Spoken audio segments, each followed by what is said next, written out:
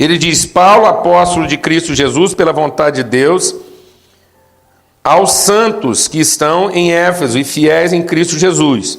A vós outros, graça e paz da parte de Deus, nosso Pai, e do nosso Senhor Jesus Cristo. Bendito seja o Deus e Pai do nosso Senhor Jesus Cristo, o qual nos abençoou com todas as bênçãos espirituais nas regiões celestiais em Cristo. Então ele já começa falando uma característica da nossa identidade, que é o fato de que a bênção antecede a ação. A bênção antecede até a própria consciência de identidade, aquilo que eu já ganhei, aquilo que eu já recebi. Então, ele está deixando claro que nenhuma ação nossa pode se justificar pela necessidade, que todas as nossas ações deveriam se justificar na consciência e não na necessidade ou na oportunidade. Eu não deveria fazer nada por necessidade. A necessidade não deveria ser o meu motivo, deveria ser a oportunidade de deixar evidente os valores que eu acredito. Então é a oportunidade de testemunhar de uma consciência e de uma identidade, e não de satisfazer um desejo ou necessidade. Enfim, ele já abençoou. Pois ele nos elegeu nele. Então ele está falando aqui de eleição, depois vai falar de predestinação. Antes da fundação do mundo, para sermos santos e irrepreensíveis diante dele em amor. Então ele está falando que há uma decisão de Deus, que é anterior às nossas decisões. E aí ele diz: e ele nos predestinou para sermos filhos de adoção por Jesus Cristo, para si mesmo, segundo o beneplácito da sua vontade, para louvor e glória da sua graça, e que nos deu gratuitamente no amado. Nele temos a redenção pelo seu sangue, a remissão dos pecados, segundo as riquezas da sua graça, que ele derramou profundamente sobre nós em toda sabedoria e entendimento. E desvendou-nos o mistério da sua vontade, segundo o beneplácito que propusera em Cristo, de fazer convergir em Cristo todas as coisas. Então, agora de novo ele vai falar de totalidade. Na dispensação da plenitude dos tempos, tanto que estão nos céus como as que estão na terra. Nele digo, em quem também fomos feitos herança, havendo sido predestinados conforme o propósito daquele que faz todas as coisas segundo o conselho da sua vontade, a fim de sermos, para louvor da sua glória, nós os que de antemão esperamos em Cristo. E também nele, também nele que vocês estão, depois que ouviram a palavra da verdade, o evangelho da vossa salvação, tendo nele crido, fossem selados com o Espírito Santo da promessa, o qual é o penhor da nossa herança, para a redenção da propriedade de Deus em louvor da sua glória. Pelo que, ouvindo eu também falar da fé que entre vocês há no Senhor Jesus e do vosso amor para com todos os santos, não cesso de dar graça a Deus por vocês, lembrando de vocês das minhas orações, para que o Deus de nosso Senhor Jesus Cristo, Pai da glória, vos dê em seu conhecimento o espírito de sabedoria e revelação. Oro também para que sejam iluminados os olhos do vosso entendimento, para que saibam compreender qual seja a esperança da vossa vocação e quais as riquezas da glória da sua herança nos santos. Vamos parar por aí. Então Paulo está dizendo que há um risco de que eu desfrute de uma condição de fé que ainda não evoluiu totalmente para uma condição de consciência absoluta. Ele está falando: olha, eu louvo a Deus porque já há fé em vocês, mas essa fé precisa ser desenvolvida, ela precisa melhorar. Eu oro para que agora vocês tenham um tal grau de consciência, de reflexão, de meditação, que os olhos do entendimento de vocês sejam iluminados, para que vocês possam entender o propósito dessa fé. E às vezes nós temos uma fé, mas ainda nós não entendemos direito, ou seja, a gente tem uma relação com Deus de fé, temos uma experiência de fé com Deus, vimos o resultado dessa fé, mas ainda não entendemos direito o propósito dessa fé. E é por isso que ele começa falando o quê? De eleição, de predestinação, de destino e de vontade de Deus. O que isso tem a ver com o nosso assunto aqui? É o seguinte, Primeiro a gente precisa entender alguma coisa a respeito de Deus. Deus é todo-poderoso, é soberano. Então, ele sendo soberano, essa é uma característica do seu ser. Ele é absoluto em vontade, ele é pleno, Deus não precisava de mais nada. Ele é aquele que é. Esse é o conceito mais fundamental de Deus. Deus é aquele que é. Sendo ele quem ele é, ele não precisava fazer nada, nem ter coisa alguma, e não precisava de outra coisa além de si próprio. Então ele é suficiente, livre e absoluto. Só que eu preciso entender que esse ser tem uma vontade. E como é a vontade de um ser absoluto, ela podia ser dirigida em qualquer direção. Por exemplo, Deus podia ter resolvido ser mentiroso, e ninguém ia poder contrariar ele. Deus podia ter resolvido que 2 mais 2 é 5 e não 4. E você não ia poder fazer nada. Ele podia ter resolvido que prostituição era uma bênção em vez de ser pecado. Então, sendo ele absoluto, ele tem uma vontade. A sua vontade é livre, ele não dava satisfação para ninguém. Por que então que a vontade de Deus foi na direção que foi? Porque sendo ele absoluto, também é parte da sua natureza o amor. Deus é amor. Então, a sua vontade é coerente, é uma expressão, é uma tradução, é uma manifestação daquilo que é intrínseco dele. Ele não é só absoluto, ele é absoluto em amor, ele é o amor no seu sentido absoluto. Então, toda vontade de Deus está fundamentada, ou é uma manifestação do seu amor, e não apenas do seu poder absoluto. Amém? Por isso que ele fala que Deus fez todas as coisas segundo o quê? O beneplácito, segundo a bondade, segundo o amor, segundo a caridade, o favor da sua vontade. Então a vontade de Deus, ela não é apenas absoluta. Deus não faz o que quer. Deus faz o que ele é. Então a vontade dele, ela é absolutamente coerente com o que ele é, e ele é amor. Não há como Deus ter uma vontade que não seja bondosa. Então ele não está impedido por um regulamento. Não há nenhuma regulação para que Deus não mentisse. Não há nenhuma regulação para que Deus fosse um assassino, em vez de ser um salvador. Por que Deus não destruiu todo mundo, em vez de tentar salvar? Ele podia ser um Deus cruel, despótico, ele tinha poder para isso, e estava livre, ele não ia prestar contas a ninguém. Então nenhuma regulação, nenhuma restrição a Deus veio de fora. Ele não ficou constrangido por ninguém fora dele. Quer dizer, mas isso aí que o senhor está fazendo não está certo. Como alguém se levanta e diz assim, isso não é justo, onde está Deus? Por que ele está deixando isso acontecer? Ele não tinha poder para fazer diferente? Tinha, e tem. Agora, o que faz com que eu olhe para a vontade de Deus e não fique perturbado de pensar que Deus tinha poder para fazer do outro jeito e não está fazendo? Porque ele não está regido pela culpa. Ele não está regido por uma prestação de contas, no sentido dele ter que dar satisfação para a gente. Não há nenhum tipo de pressão externa a Deus. Toda a pressão que Deus sofre para ser o que ele é e fazer as coisas como ele faz, vem dentro dele. Vem dele mesmo, que é a sua bondade, é o seu amor. É isso que impediu, Deus impediu ele mesmo de querer mentir. Então, em momento algum, Deus pensou em ser um Deus mentiroso, ou cruel, ou despótico.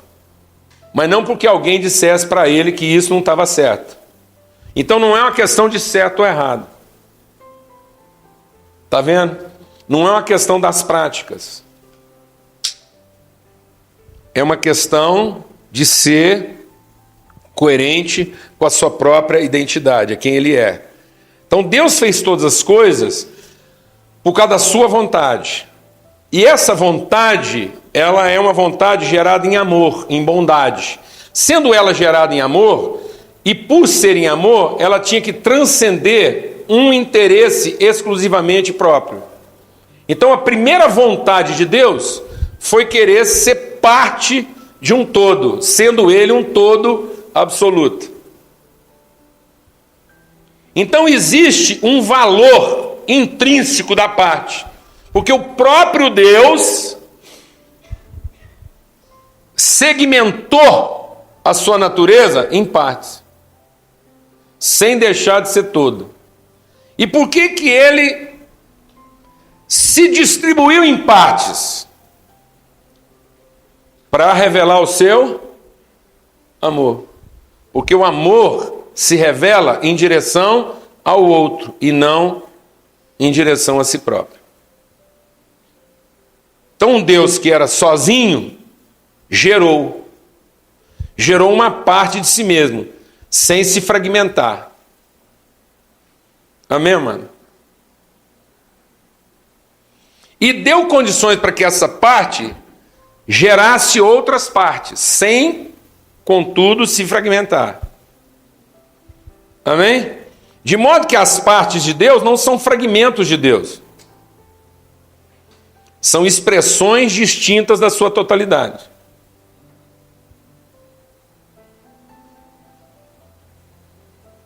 Amém? Então, há um valor absoluto na parte. Mas a parte nunca será nela mesma um todo.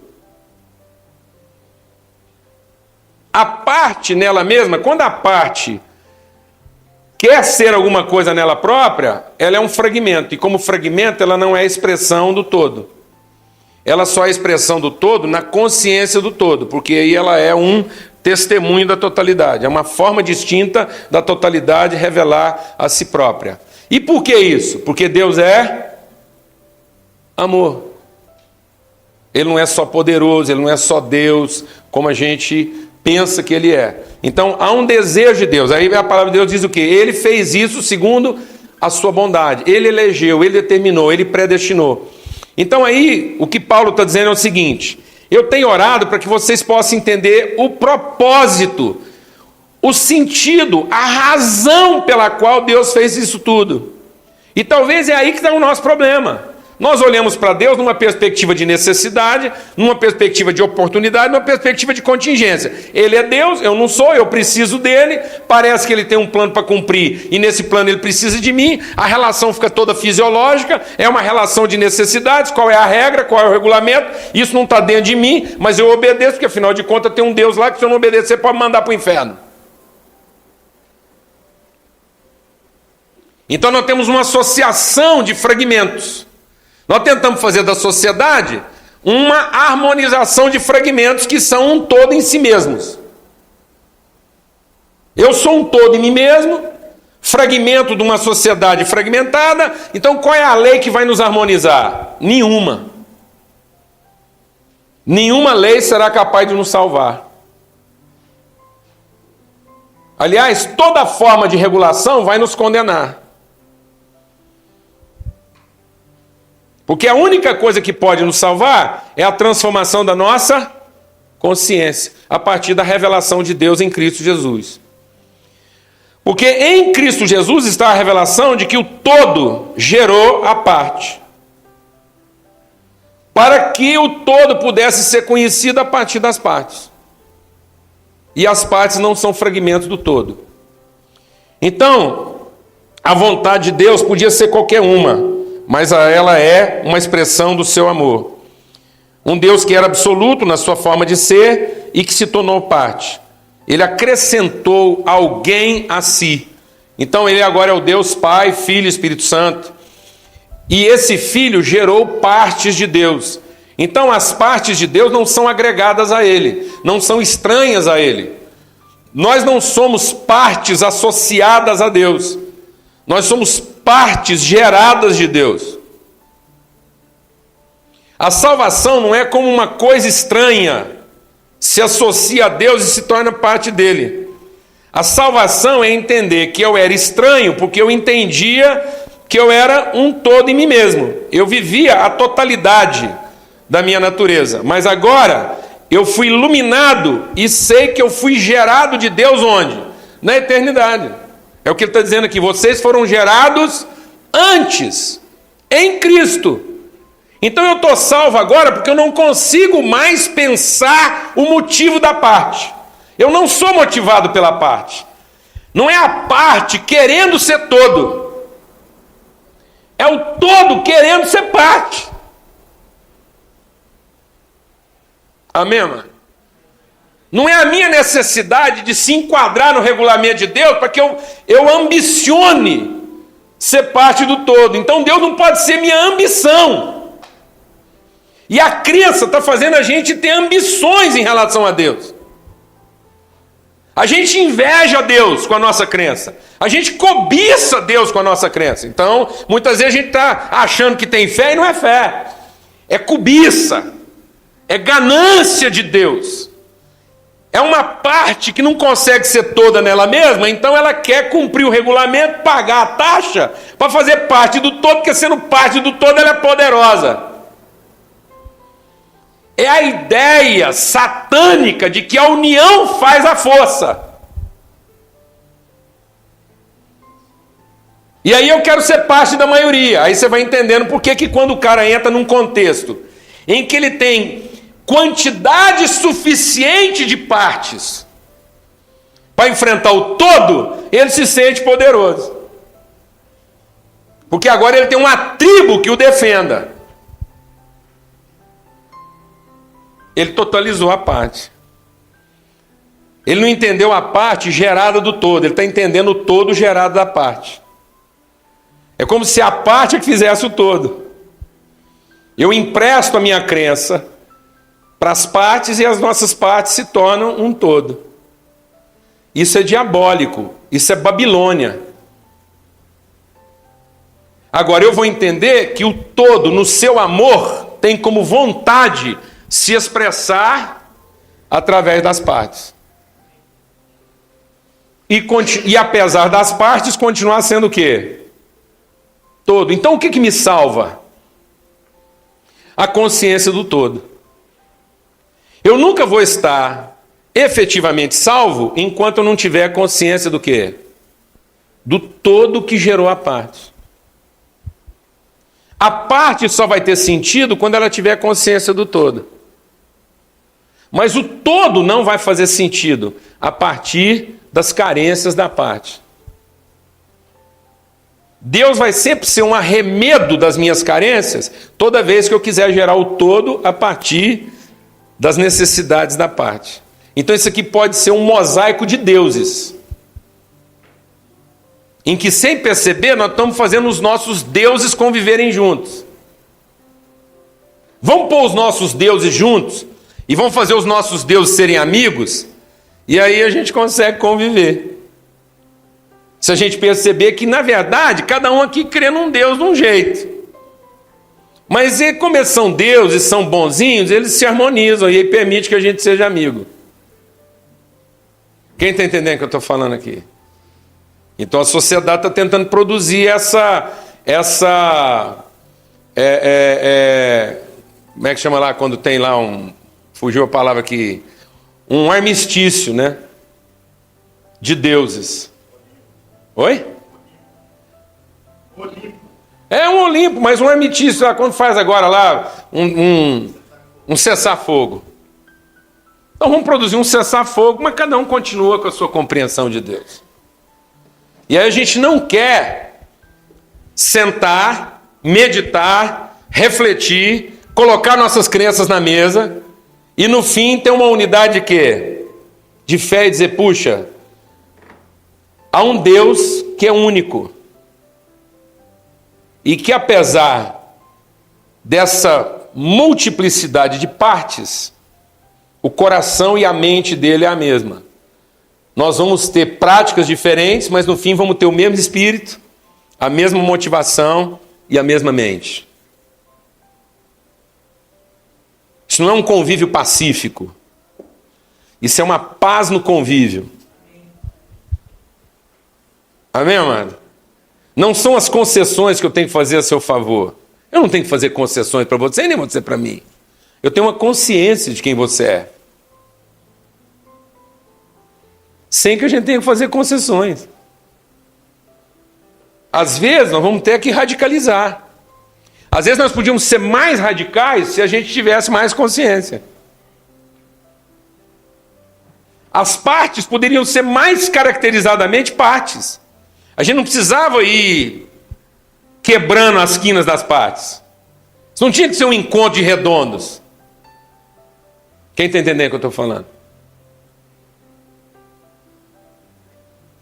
Isso é um armistício? É uma paz na consciência ou é uma paz de práticas? Ó, irmão, você chega lá, mas menos, viu? Não, o legal seria, a gente tem tanta consciência que a gente diz, irmão, chega lá em mais. Me desafia, me estica, me dilata, me estende, me radicaliza, me leva aos meus extremos. Não me poupe. Amém? Me respeite o suficiente para não se conformar comigo. Não seja covarde. Glória a Deus, amado. Posso ouvir um amém? E a gente conseguiria isso se a gente fizesse o quê? Refletisse, ganhasse uma consciência, entender que o todo foi que gerou isso. Nós somos uma geração do todo. Amém? E que isso é uma vontade, e é que toda forma de vontade, ela só se harmoniza com a vontade de Deus se ela for o quê? Gerada em amor. Né? Então a salvação para uma vontade, ela está na harmonização do seu propósito. Então a minha vontade, ela é salva na medida em que ela está dentro do mesmo propósito. Toda vez que a vontade caminha para mim mesmo, ela está perdida. Porque ela está tentando a salvação da parte e não a consciência do todo. Então Jesus é o nosso Salvador porque Ele é o nosso Senhor. Ele não vai ser Senhor porque é o meu Salvador. Jesus não se torna meu Senhor porque me salvou, porque salvou a parte. Não, Jesus é o meu Salvador porque Ele é o Senhor da parte.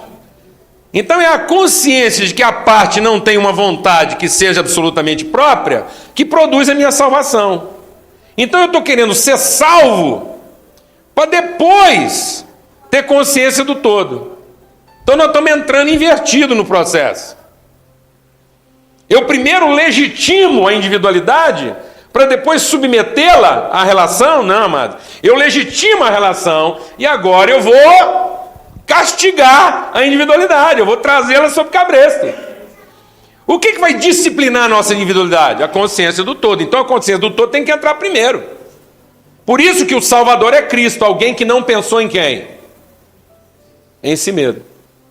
O que me salva? Ver alguém que, sendo Deus, não pensou em si próprio. O que me salva? Ver alguém que, podendo ser absoluto na parte, preferiu continuar sendo parte. Glória a Deus, não? Se alguém podia ter salvado a parte, era Jesus, mas ele preferiu renunciar à parte para salvar quem? O todo. Então é isso que me salva. E não um Salvador que veio salvar quem? Enquanto Jesus for o Salvador das partes, nós continuamos perdidos. Amém, mano? Por isso que nós estamos tendo dificuldade como igreja. Acabou aí, né? Tá bom? Então, eu vou pular um punhado de coisa aqui, 2 minutinhos a gente termina aqui. Vou atrasar um pouco. Vou comer os 5 minutos que o Ari deixou. Então a gente só vai encontrar o nosso verdadeiro sentido no reconhecimento do outro, naquilo que é o propósito de Deus. Ninguém coloca o seu próprio interesse em primeiro lugar. Então a sociedade, periodicamente, ela vive uma sequência de terrores. Então primeiro ela vive o medo da morte, né? Isso vai acabar, tá? Eu estou aqui, que hora que isso acaba? E tá bom, aí a gente consegue estender o prazo. Estendendo o prazo, será que funciona? Então, a gente vive a crise do medo, a sociedade volta e meia vive a crise do medo, depois ela vive a crise da culpa, até que ela vence a culpa. Não, vamos fazer isso funcionar de qualquer jeito, o que interessa é que funciona. E depois, ela mesmo sabendo que pode não acabar tão cedo, e mesmo funcionando mais ou menos, qual é o sentido disso? Para onde isso aponta? Onde é que isso vai me levar? Então, talvez a grande crise da nossa geração, e principalmente da geração de vocês hoje, já não seja mais o medo. E certamente a crise já não é mais a culpa. Ninguém está aqui com medo de morrer. E muito menos com muita culpa de fazer o que está fazendo. Talvez a grande pergunta hoje seja, tá bom, não acabou, está funcionando mais ou menos, mas para onde é que isso leva? Então, tá vendo? O instante último da salvação não é salvar para que não se perca. Não é salvar para que funcione. Eu posso salvar e isso não se perder, não morrer. E aí? Se não morrer, vai funcionar? Bem ou mal vai funcionar. Mas para onde é que isso vai levar? Vai me devolver para mim mesmo? Eu vou construir um castelo para a parte? E aí eu não morri, eu não tenho culpa, mas também não tenho consciência. Não sei quem sou e muito menos qual o propósito de ser quem eu sou. Porque eu não entendi a coisa pela sua concepção, pela sua origem, pelo seu significado maior, que era a consciência plena de Deus, a consciência do todo, da totalidade na relação das partes. A parte fora do contexto do todo é um fragmento, no contexto do todo é uma expressão, né? E, bom, depois a gente vai ter pergunta aí, a gente pode continuar falando sobre isso. Só queria dizer que não há salvação para parte. Não há ninguém individualmente salvo. Se alguém pensa que conquistou sua própria salvação, continua irremediavelmente perdido. Deus não salva indivíduos, Deus salva relações. Deus salva a consciência e não a individualidade. A morte não está na sobrevivência da parte, mas na redenção da parte. A parte tem que ser redimida de ser parte para ter consciência de todo. Isso é a salvação. Então a salvação não é preservar a parte e levar uma parte individualizada para o céu. A salvação é a consciência que nós ganhamos aqui do todo, da plenitude de Deus, do amor de Deus na sua totalidade. Amém?